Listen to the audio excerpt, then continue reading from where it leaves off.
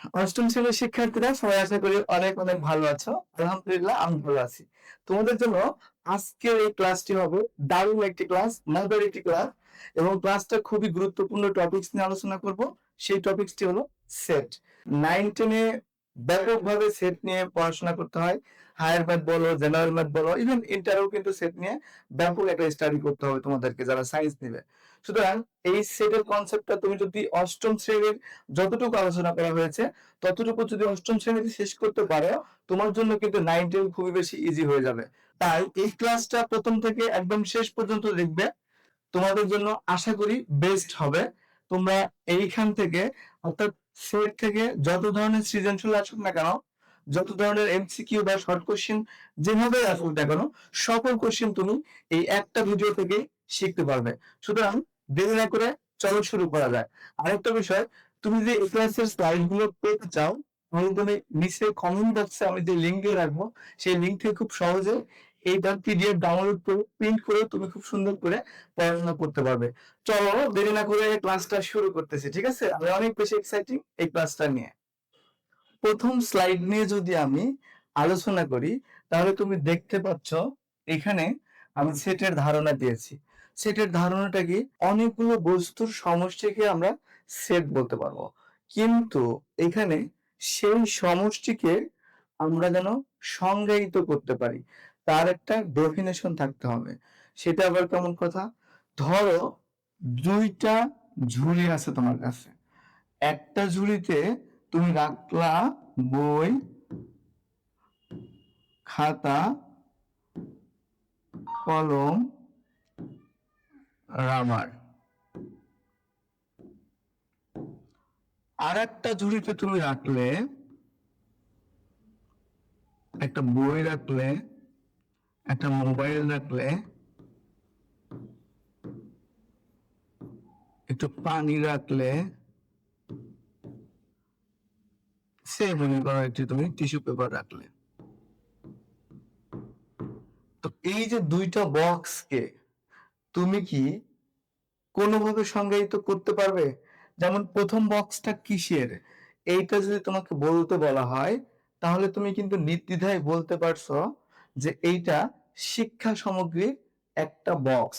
তার মানে কি, এটাকে তুমি সংজ্ঞায়িত করতে পারছো।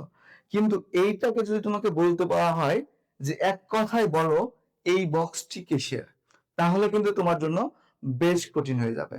সুতরাং এইটাকে আমরা কিন্তু সেট বলতে পারবো না, এটাকে আমরা সেট বলতে পারবো না, কিন্তু এইটাকে আমরা সেট বলতে পারবো। অর্থাৎ সেট হতে হলে সুসংজ্ঞায়িত হতে হবে।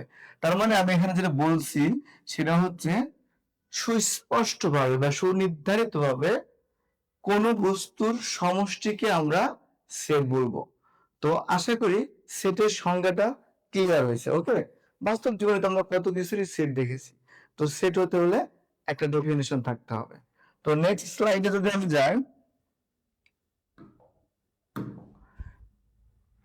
সেট যে লিখবো সেটা লেখার তো একটা নিয়ম আছে, তাই না? তো সেট লিখতে গেলে বেশ কিছু নিয়ম ফলো করে তোমাকে সেট গুলো লিখতে হবে। তার মধ্যে প্রথম কথাটা হলো, সেট যদি সেটের নামকরণ করতে চাও, তাহলে অবশ্যই তোমাকে ইংরেজি বড় হাতের লেটার গুলো ব্যবহার করতে হবে। বড় হাতের লেটার গুলোর মধ্যে রয়েছে যেগুলো, সবগুলোই তুমি চাইলে ব্যবহার করতে পারবো। A B C D X Y Z যে কোনো কিছু ব্যবহার করতে পারবে। কিন্তু সেটের উপাদান বোঝাতে, সেটের মধ্যে যে আমি বললাম যে অনেকগুলো বস্তুর সমষ্টি, সেই উপাদানগুলো বোঝানোর ক্ষেত্রে তুমি যদি লেটার ব্যবহার করতে চাও, অবশ্যই তোমাকে ইংরেজি ছোট হাতের লেটার গুলো ব্যবহার করতে হবে। এরপরে সেটের উপাদানগুলোকে অবশ্যই তুমি একটা ব্র্যাকেটে আবদ্ধ করতে হবে। সেই ব্র্যাকেটটা হলো এইটা, অর্থাৎ তোমাকে সেকেন্ড ব্র্যাকেটের মধ্যে রাখতে হবে, এবং অনেকগুলো উপাদানের মধ্যে তোমাকে কিন্তু কমা ব্যবহার করতে হবে, ঠিক আছে? এইটুকু নিয়ম মেনে তুমি সেট লিখতে পারবা। যে বিষয়টা অবশ্যই খেয়াল রাখবে সেটা হলো সেটকে অবশ্যই সেকেন্ড ব্র্যাকেট বা কার্লি ব্র্যাকেটের মধ্যে তোমার রাখতে হবে। তো এগুলো সেটের লেখার নিয়ম। নেক্সট স্লাইড যদি আমি বলি, সেটের উপাদান। তো উপাদান নিয়ে যে কথা বলবো সেটা হচ্ছে একটা সুসংজ্ঞায়িত বা সুনির্দিষ্ট সংগ্রহ, অর্থাৎ সেই সংগ্রহের মধ্যে যেই বস্তুগুলো থাকবে সেগুলোই হলো সেটের উপাদান। অর্থাৎ একটি সেটের মধ্যে যতগুলো জিনিস থাকবে, যতগুলো বস্তু থাকবে, যাদের সমষ্টিতে আমরা একটা সেট তৈরি করব, সেই সবগুলোকে আমরা সেটের উপাদান বলবো। সেটের উপাদানের ইংলিশ টার্ম হচ্ছে এলিমেন্টস। তোমরা কিন্তু ইংরেজি টার্মগুলো মনে রাখবে। তো এখানে একটা উদাহরণ দেওয়া রয়েছে, দেখো বি একটা সেট, বি সেটের মধ্যে উপাদান একটা এম আর একটা এন। এই দুইটাকে আমরা এইভাবে লিখতে পারবো যে এম এলিমেন্টস অফ বি। এই যে এই চিহ্নটা দেখতে পাচ্ছ, এটা হচ্ছে এলিমেন্ট চিহ্ন।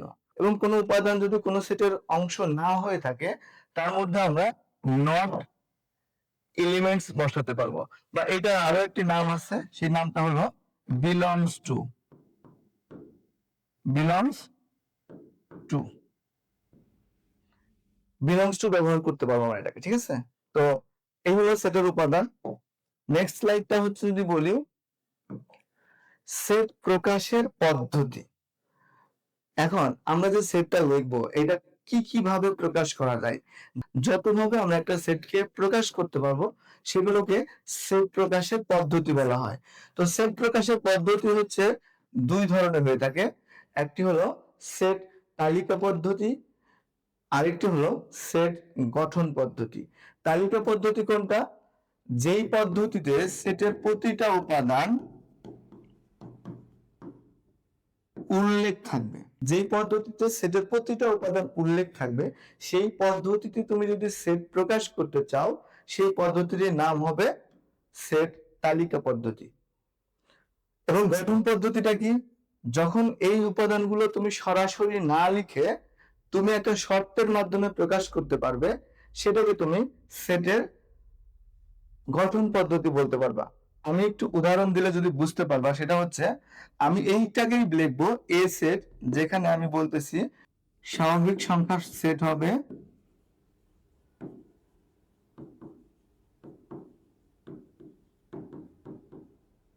স্বাভাবিক সংখ্যার সেট হবে, কিন্তু সেটার মান হবে একের সমান অথবা বড় এবং ধরো 5-এর ছোট, 5-এর ছোট। এই যে অংশটা, এইটা বোঝাতেও কিন্তু আমরা অবশ্যই বুঝতে পারছি যে এখানে 1 থেকে শুরু করে আমাকে অবশ্যই 4 পর্যন্ত সংখ্যাগুলো লিখতে পারবো। কারণ তোমরা জানো স্বাভাবিক সংখ্যাগুলো হয় হচ্ছে 1 থেকে শুরু করে অসীম পর্যন্ত। এটা নিয়ে আরো বিস্তারিত আলোচনা আছে, ঠিক আছে? তো 6 নম্বর স্লাইডে দেখতে পাচ্ছ সেট নিয়ে গুরুত্বপূর্ণ কিছু বিষয়। তো এর মধ্যে আমি প্রথমে রেখেছি স্বাভাবিক সংখ্যা। স্বাভাবিক সংখ্যা কি?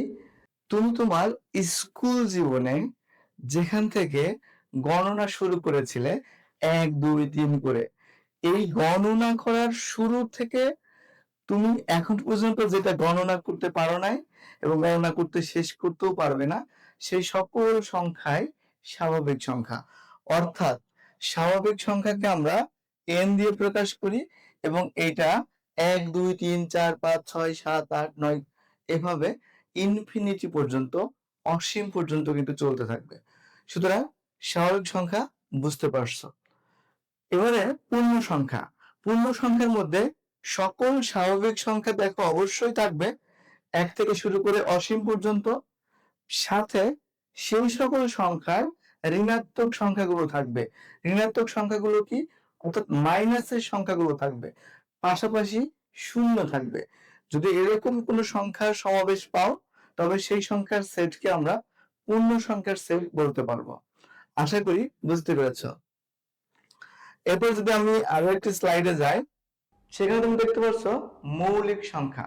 মৌলিক সংখ্যার টপিকসটা কিন্তু আমরা অনেক আগে থেকেই শিখে আসতেছি, যে আমরা জানি যে সকল সংখ্যাকে দুইটি সংখ্যা দিয়ে ভাগ করলে বিভাজ্য হয়, কিন্তু এর বেশি সংখ্যা দিয়ে বিভাজ্য করা যায় না।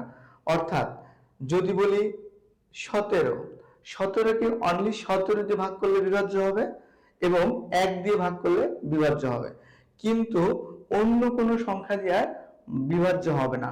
অনেক সময় কিন্তু আমরা বলি অন্য কোনো সংখ্যা দিয়ে ভাগ করা যায় না, আসলে এটা টোটালি রং কথা।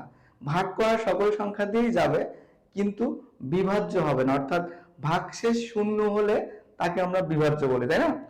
তো আমরা দেখতে পাচ্ছি 2, 3, 5, 7, 11, 13, 17 এই সংখ্যাগুলো কিন্তু অবশ্যই মৌলিক সংখ্যা। তো তুমি কিন্তু অষ্টম শ্রেণীর প্রথম অধ্যায়ে অর্থাৎ প্যাটার্ন যখন পড়েছো, মৌলিক সংখ্যা বের করা একটি ইরাটোস্থিনিস সাকনির সাহায্যে মৌলিক সংখ্যা বের করেছো। খুবই গুরুত্বপূর্ণ বিষয় গুণনীয়ক।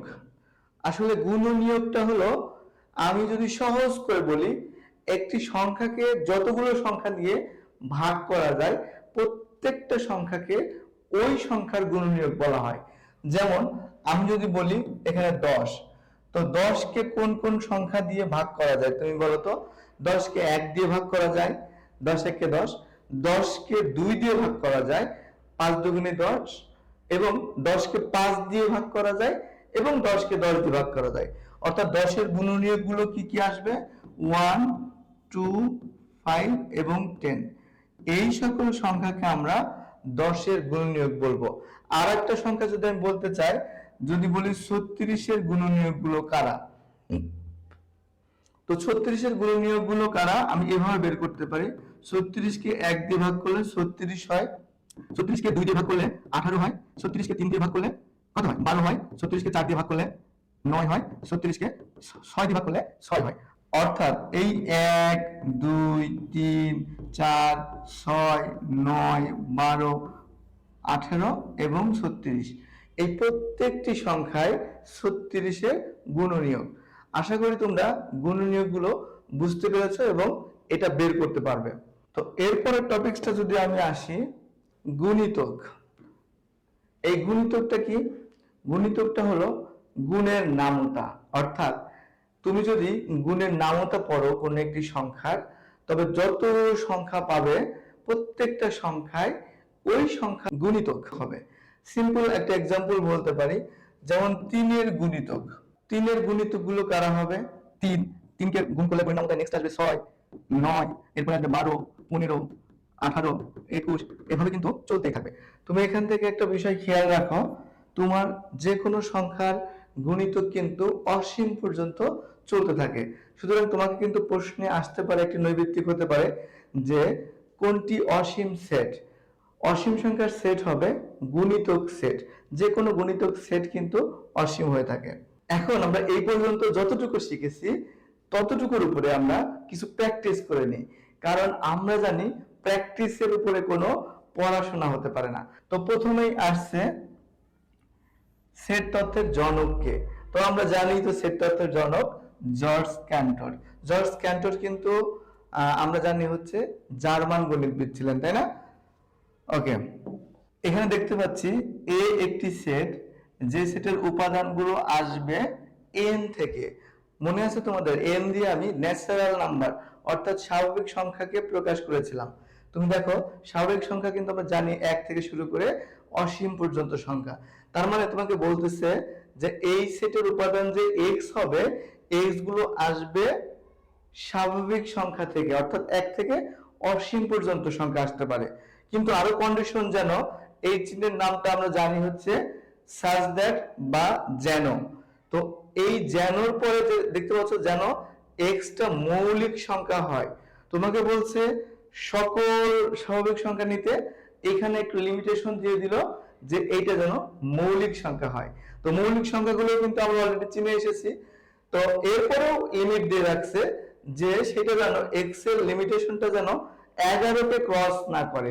অর্থাৎ এটাকে আমরা এভাবে বলতে পারবো যে x less than or equal 11। 11 এর থেকে x বড় হতে পারবে না। 11 নিতে পারবা বা 11 এর ছোট নিতে পারবা, কিন্তু 11 এর থেকে বড় কিন্তু তুমি নিতে পারবে না। তো এখন এই সংখ্যার সেটগুলো কি আসবে? বলছে এই সেটের উপাদান কয়টি। এখন আমি যদি তোমাকে বলি 1 থেকে শুরু করে 11 পর্যন্ত মৌলিক সংখ্যাগুলো লিখে ফেলো, তো আমরা জানি 2 মৌলিক সংখ্যা, 3 মৌলিক সংখ্যা, 5 মৌলিক সংখ্যা, 7 মৌলিক সংখ্যা, 11 মৌলিক সংখ্যা। আমরা কি এর চেয়ে বেশি নিতে পারবো? সুতরাং আমরা দেখতে পাচ্ছি এখানে আমাদের উপাদান আছে 5টি, সুতরাং উত্তর হবে 5। এরপরে স্লাইডটা তুমি দেখতে পাচ্ছ x হবে স্বাভাবিক সংখ্যা। স্বাভাবিক সংখ্যা আমরা জানি 1 থেকে শুরু করে অসীম পর্যন্ত, তাই না? তো এই স্বাভাবিক সংখ্যা যদি বর্গ করো, এটা কিন্তু বর্গ বোঝাচ্ছে, ঠিক আছে? বর্গ করো তাহলে 25-এর চেয়ে ছোট হতে হবে। তো তুমি সেই সকল স্বাভাবিক সংখ্যা নিতে পারবে যাদেরকে স্কোয়ার করে দেখবা সেটা যেন 25-এর ছোট হয়। তো 25-এর ছোট হয় সেই সংখ্যাগুলো কারা? দেখো 1-এর স্কোয়ার করলে আমরা জানি 1 হয়, সুতরাং 1 আমরা নিতে পারবো। 1-এর স্কোয়ার করে 2-এর স্কোয়ার করলে আবার আমরা জানি 4 হয়, 2কেও নিতে পারবো। আবার 3-এর বর্গ 9, 9ও কিন্তু 25-এর চেয়ে ছোট। 4-এর বর্গ 16, সুতরাং 4ও নিতে পারবো, কারণ 4-এর বর্গ 25 এর চেয়ে ছোট, অর্থাৎ 16 25-এর চেয়ে ছোট। এবং আমি কিন্তু 5 এখানে নিতে পারবো না, কারণ 5-এর বর্গ হলো 25। সুতরাং এইগুলো হবে আমার এই সেটের উপাদানগুলো। সুতরাং এরকম অপশন কোনটা আছে? এই যে খ, উত্তর হবে খ। আশা করি বুঝতে পেরেছো। নেক্সট স্লাইডে যদি যাই, খুব গুরুত্বপূর্ণ একটি প্রশ্ন, সেটা হচ্ছে x হবে 8-এর গুণনীয়ক। 8-এর গুণনীয়ক সমূহ। তো আমরা কিন্তু একটু আগে শিখেছি যে গুণনীয়ক গুলো কি। গুণনীয়ক একদমই ইজি। আমরা জানি 8কে যত সংখ্যা দিয়ে ভাগ করা যাবে প্রত্যেকটা সংখ্যাই কিন্তু 8-এর গুণনীয়ক। তো আমরা জানি 8কে 1 দিয়ে ভাগ করা যায়, 8কে 2 দিয়ে ভাগ করা যায়, 8কে 4 দিয়ে ভাগ করা যায়, 8কে 8 দিয়ে ভাগ করা যায়। তো এইগুলো নিয়ে গঠিত সেটকে আমরা বলবো এটার উত্তর। তো এখানে কি লেখা রয়েছে? 1 2 4 8, অপশন ক কিন্তু রাইট অ্যান্সার, তাই না? এরপরে আমরা চলে যাচ্ছি আরো কিছু গুরুত্বপূর্ণ প্রশ্ন নিয়ে, যে বিভিন্ন প্রকার সেট। তো বিভিন্ন প্রকার সেট গুলো যদি আমরা ভালো মতো জানি তাহলে কিন্তু আমরা যখন সিকিউ করব তখন আমাদের জন্য বেশ ইজি হয়ে যাবে, তাই না? তো এখানে প্রথম কথা হচ্ছে সসীম সেট। সসীম সেট হলো যে সেটের উপাদানগুলো গণনা করা যায়, অর্থাৎ কাউন্টেবল। কাউন্টেবল হলে তাকে আমরা সসীম বলতে পারবো। যেমন এ সেটের যদি উপাদান এরকম 3টা উপাদান থাকে, তো আমরা দেখতে পাচ্ছি যে এ সেটের উপাদান হচ্ছে 3। এ সেটের উপাদান যে 3, এটাকে আমরা কিভাবে লিখতে পারি জানো? সেটা হচ্ছে n অফ a। আমরা এই n দিয়ে বোঝাচ্ছি a এর উপাদান সংখ্যা। এভাবেও কিন্তু প্রশ্ন নৈর্ব্যক্তিকে আসতে পারে। এরপর হচ্ছে অসীম সেট। যে সসীম সেট বুঝলো তাকে কি অসীম সেট বোঝাতে হবে? অসীম সেট কিন্তু আশা করি তাকে বোঝাতে হবে না, কারণ যার সীমা নেই, ইনফিনিটি। তো ইনফিনিটি সেটগুলোকে আমরা অসীম সেট বলবো। যেমন স্বাভাবিক সংখ্যার সেটগুলো কিন্তু অসীম সেট, বা এরকম ডট ডট দিয়ে বোঝালে আমরা বুঝবো সেই সেটটা অসীম সেট। তারপরে আমরা দেখতে পাচ্ছি শূন্য সেট বা এমটি সেট বা ফাঁকা সেট। তো আমরা শূন্য সেট বা এমটি বা ফাঁকা সেট বলতে কি বুঝতেছি? সেটা হচ্ছে সেই সেটের উপাদানই নাই, যে সেটের উপাদান নাই তাকে আমরা এমটি বা ফাঁকা সেট বলতেছি। এমটি বা ফাঁকা সেটকে লেখার একটা বিশেষ নিয়ম আছে। যখন আমরা ফাঁকা সেট পাবো তখন আমরা শুধুমাত্র কার্লি ব্র্যাকেট ইউজ করব, আইদার আমরা একটি অরি চিহ্ন ব্যবহার করব। এরকম শূন্যের মাঝখানে এরকম একটি দাগ থাকবে, তো এই অরি চিহ্ন অথবা এটা ইউজ করব। অনেক সময় তুমি অপশনে দেখবা এরকম লেখা রয়েছে, তো এইটা কিন্তু তোমার অ্যানসারের অপশন কাজ করবে না। সুতরাং হয়তো এইটা দিবে অথবা এইটা দিবে। ক্লিয়ার? তারপরে আমরা আরো দু একটি রয়েছে, প্রশ্ন রয়েছে। দেখো একটা নৈর্ব্যক্তিক রয়েছে, কোন সেটের উপাদান নেই? আমরা জানি ফাঁকা সেটের উপাদান নেই, অপশন ক। স্বাভাবিক সংখ্যার সেট কোন ধরনের সেট? স্বাভাবিক সংখ্যার সেট অসীম সেট। বুঝতে পারছো? এরপর যদি আমি আরেকটা দেখি, 12 এর গুণনীয়ক সেট কোন ধরনের সেট? আচ্ছা, 12কে যতগুলো সংখ্যা দিয়ে ভাগ করতে পারবে এই সংখ্যাগুলোকে লিমিটেশন আছে নাকি আনলিমিটেড? আমরা জানি 12কে 12 দিয়ে ভাগ করা যায়, 12কে 6 দিয়ে ভাগ করা যায়, 12কে 4 দিয়ে ভাগ করা যায়, 12কে 3 দিয়ে ভাগ করা যায়, 12কে 2 দিয়ে এবং 1 দিয়ে ভাগ করা যায়। সুতরাং 12র গুণনীয়ক সেটটি হবে সসীম সেট। তো এখানে দেখি সসীম সেট উদাহরণটা কোথায়? এইখানে রয়েছে। তারপরে আমরা দেখতে পাচ্ছি ভেন চিত্র। তো ভেন চিত্র নিয়ে একটু তো ভেন চিত্র নিয়ে একটু বিস্তর আলোচনা করার বিষয়। আপাতত ভেন চিত্রের যে বিষয়টুকু তোমাকে জানতে হবে সেটা হচ্ছে ভেন চিত্রে কিভাবে আঁকতে হয়। দেখো ভেন চিত্রে এখানে দুই ধরনের চিত্র দেখতে পাচ্ছ, একটি আয়তাকার, অন্যটি বৃত্তাকার। তো আয়তাকার এই অংশটাকে আমরা সার্বিক সেট বলবো, সার্বিক সেটকে ইউ দ্বারা প্রকাশ করা হয়, এবং বৃত্তাকার অংশগুলোকে আমরা এক একটি উপসেট বলবো। এবং এইখানে কি নিয়মে হয়েছে এটা নিয়ে আমরা আরো বিস্তারিত আলোচনা করব, কারণ আমাকে এখানে সেটের আরো কিছু ডেফিনেশন জেনে আসতে হবে।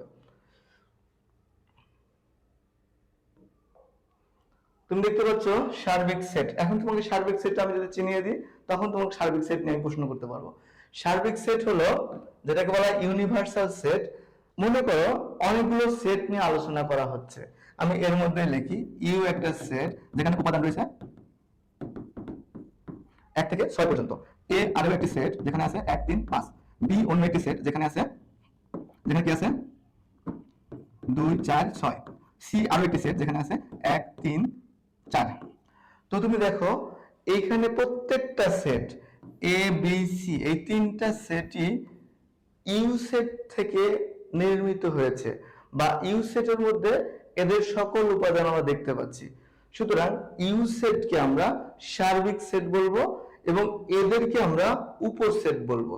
অর্থাৎ যেহেতু এখানে দেখো বলা হয়েছে যে আলোচনা সংশ্লিষ্ট সকল সেট একটা নির্দিষ্ট সেটের উপসেট, মানে প্রত্যেকটা সেট এই সেটের উপসেট, সুতরাং এই সেটকে বলবো সার্বিক সেট, এবং যেই সেটগুলো এই সেট থেকে তৈরি হয়েছে সেগুলোকে বলবো উপসেট। তো উপসেট নিয়ে তো কথা বলা হয়েই গেল, তাই না? অর্থাৎ একটা সেট থেকে আরো যতগুলো সেট তৈরি করা সম্ভব প্রত্যেকটা সেটকে ওই সেটের উপসেট বলে। যেমন সার্বিক সেট থেকে যতগুলো সেট তৈরি হবে সেগুলো কিন্তু ওই সেটের উপসেট। এখন আমরা সংযোগ সেট নিয়ে কথা বলবো। সংযোগ সেটটি হলো দুইটা সেটের যোগ বলতে পারো। অর্থাৎ দুইটি সেটের সকল উপাদান নিয়ে যদি অন্য একটি সেট গঠিত হয় তবে ওই সেটকে আমরা আগের দুইটা সেটের সংযোগ সেট বলতে পারবো।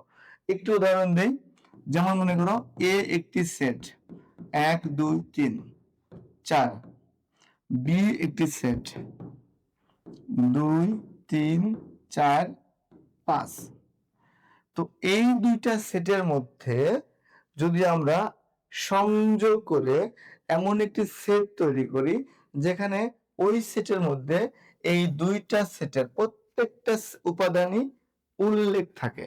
যেমন আমি যদি এইভাবে লিখি এ এ ইউনিয়ন বি, এই ইউনিয়ন কিন্তু এখান থেকে আসছে, ইউনিয়নটাকে বোঝায় সংযোগ। তো এ ইউনিয়ন বি বলি, তাহলে আমাকে কি কি লিখতে হবে? ধরো এটা আমরা উঠাই নিচ্ছি, বি হচ্ছে 2 3 4 5। এই দুটোর মধ্যে এমন একটি সেট তৈরি করবো যেন সবগুলো উপাদানই উল্লেখ থাকে। দেখো 1 লিখলাম, 2 কিন্তু 2 জায়গায় আছে, তারপরে 2 একবার লিখতে হবে, 3 4 5। তো এই যে নতুন একটি সেট তৈরি হলো, এই সেট কিন্তু এই দুইটা থেকে তৈরি হয়েছে, বা এই দুইটার সকল উপাদান তুমি এই সেটের মধ্যে পাবে। সুতরাং এই সেটটাকে এই দুইটা সেটের সংযোগ সেট বলবো, সিম্পল। এরপরে সেট, সেট মানে হলো দুইটা সেটের মধ্যে কমন অংশটুকু। আমি যদি এখানে একটা উদাহরণ দিই, এ মনে করো 2 3 4, আর বি মনে করো 3 4 5। তাহলে এদের মধ্যে কমন কোনটুকু, মিল কোনটুকু? দেখো এর মধ্যেও 3 আছে 4 আছে, বি এর মধ্যেও 3 এবং 4 আছে। তাহলে এটাকে আমি কিভাবে লিখতে পারি? এ ইন্টারসেকশন বি কিভাবে লিখতে পারি? জাস্ট কমন অংশটুকু 3 এবং 4 একবারে উঠায় লিখলাম না, এই দুটো হবে অ্যান্সার।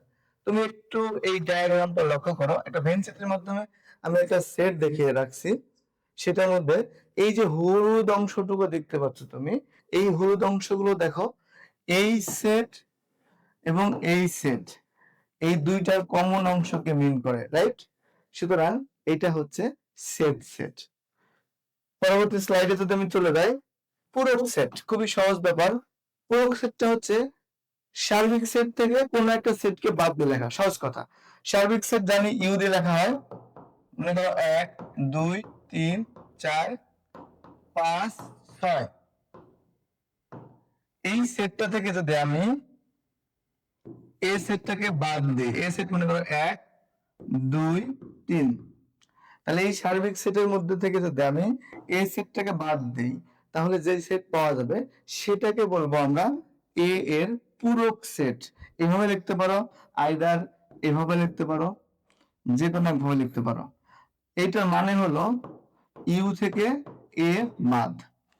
তো ইউ থেকে এ বাদ মানে এর অংশগুলো বাদ। এই যে এটা মিলে এটা বাদ, এটা মিলে এটা বাদ, এটা মিলে এটা বাদ। সুতরাং 4 5 6 হবে এটার উপাদানের অ্যান্সার। 4 5 6। এটাকে কিভাবে সৃজনশীলের জন্য বড় করে লিখতে হয় সেটা কিন্তু আমি আলোচনা করব। সুতরাং কোনো টেনশন নেই। এর পরবর্তী স্লাইডে আমরা দেখতে পাচ্ছি নিচ্ছেদ। আগে তো আমরা দেখলাম যে অংশটুকু ছেদ করে সেটাকে আমরা ইন্টারসেকশন দিয়ে লিখেছি, তাই না? কিন্তু এটা দুটো কোনো ছেদই করে না। দেখো, একটা সেট মনে করো 1 2 3 আর মনে করো 4 5 6, এদের মধ্যে কোন রকম মিল নেই। দুইটা সেটে যদি কখনো কোনো মিলই না থাকে তাহলে তার কোনো সেট নাই। সুতরাং এই ধরনের সেটকে বলবো আমরা নিঃছেদ সেট। তো নিঃছেদ সেট কিভাবে লিখতে পারি? যেমন এ সেট এবং ইন্টারসেকশন বি সেট যদি বের করি, এ এবং বি এর মধ্যে কোনো কমন অংশ নেই, সুতরাং আমরা এখানে ব্ল্যাঙ্ক ব্র্যাকেট দিয়ে রাখতে পারি, অথবা এটাকে আমরা এই যে অর চিহ্ন দিয়ে লিখতে পারি। অনেক স্টুডেন্টকে আমি এই ভুলটা করতে দেখেছি, সেটা হলো সবাই এইভাবে লেখে, এই যে মাঝখানে। এটা কিন্তু কখনোই তোমরা করবা না, ঠিক আছে? এরপরে কি আছে? হ্যাঁ, দুটো প্র্যাকটিস আছে, দুটো প্র্যাকটিস করলে কিন্তু আজকে ক্লাসটা শেষ। তো প্র্যাকটিসটা হচ্ছে পি একটি সেট যেখানে উপাদান হচ্ছে এক্স ওয়াই, কিউ একটি সেট যেখানে উপাদান হচ্ছে ওয়াই এবং জেড। তাহলে এদের মধ্যে পি ইন্টারসেকশন কিউ, এই পি ইন্টারসেকশন কিউ দিয়ে আমরা সেট সেটকে বুঝি না? নিশ্চয়ই বুঝতে পারছো। আর সেট সেট মানেই কিন্তু কমন অংশ। তো এই দুটোর মধ্যে কমন অংশটা কি? আমি দেখতে পাচ্ছি এই যে ওয়াই কমন অংশ, সুতরাং এটার অ্যান্সার হবে গ, ওয়াই। ঠিক আছে, আগে থেকে মনে টিক দেওয়া ছিল। তো এরপরে একটা অংশ দেখতে পাচ্ছ ইউ। ইউ হলো এ বি সি ডি, এই চারটা উপাদান দিয়ে ইউ সেট গঠিত। আমরা জানি কিন্তু ইউ কিন্তু সার্বিক সেট। এবং এক্স আরেকটি সেট যেখানে উপাদান আছে বি এবং ডি, এবং আমাকে বের করতে বলা হয়েছে এক্স প্রাইম কত।